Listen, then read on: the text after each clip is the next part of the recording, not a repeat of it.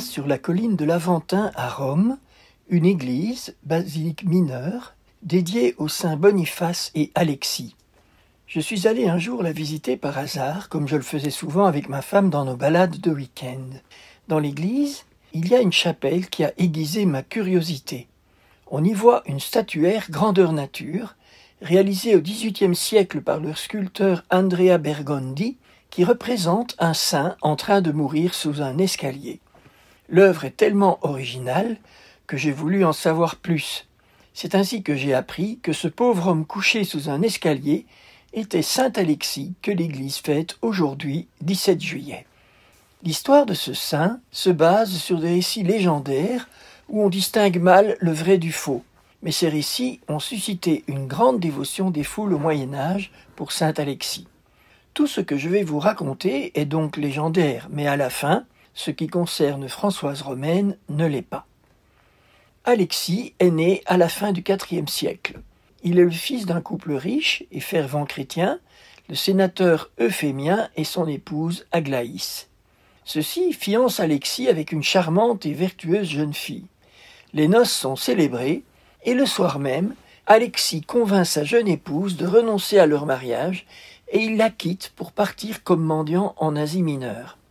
Qu'est devenue la jeune femme ? L'histoire ne le dit pas. L'histoire canonise le mari et passe sous silence l'épouse. Pour ma part, mais personne ne me demande mon avis, je trouve que la jeune épouse mériterait aussi d'être portée sur les autels pour sa manière d'avoir accepté de laisser son jeune mari la quitter. Alexis part donc pour Édesse, où il vit dans les privations et les mortifications pendant 17 ans. Quand sa réputation de sainteté devient trop grande, il fuit la ville et cherche à se rendre à Tarse. Mais une tempête dévie le navire qui débarque à Rome. Alexis se retrouve dans sa ville natale. Il est méconnaissable suite à toutes les mortifications qu'il s'est imposées. Il se rend alors dans la maison de ses parents et demande l'aumône. Euphémien et Aglaïs l'accueillent et lui proposent de vivre sous un escalier de leur palais. Alexis y vit à nouveau 17 ans, dans l'ascèse la plus complète, sans dévoiler son identité à personne. Quand il sent sa dernière heure venue, il demande un bout de parchemin et y écrit son histoire. Ce n'est qu'après sa mort que l'on découvre la vérité sur le parchemin qu'il a entre les mains. Il est le fils de la maison, revenu incognito, et qui a subi toutes les vexations du personnel de ses parents. Voilà une belle histoire, et on comprend qu'elle ait ému les foules du Moyen-Âge. Mais l'histoire ne s'arrête pas là.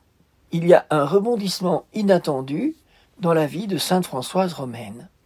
Françoise, qui vit à la fin du XIVe siècle, soit 1000 ans après Alexis, est mariée par ses parents, contre sa volonté, à l'âge de 12 ans, à Lorenzo Ponziani. Françoise a en effet le désir de devenir religieuse. Sa santé s'altère, elle ne mange plus, elle est au plus mal. À l'aube du 16 juillet 1398, saint Alexis lui apparaît en songe et lui dit « Tu dois vivre, le Seigneur veut que tu vives pour glorifier son nom. » À son réveil, Françoise obéit de tout son cœur.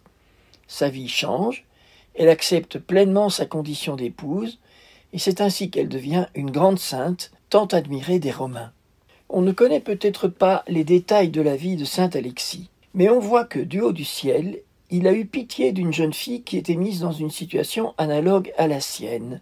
À elle, il n'a pas conseillé de fuir à Édesse, mais bien d'assumer son état, car c'était dans cet état que Dieu voulait en faire une grande sainte. Quelle belle solidarité entre les saints!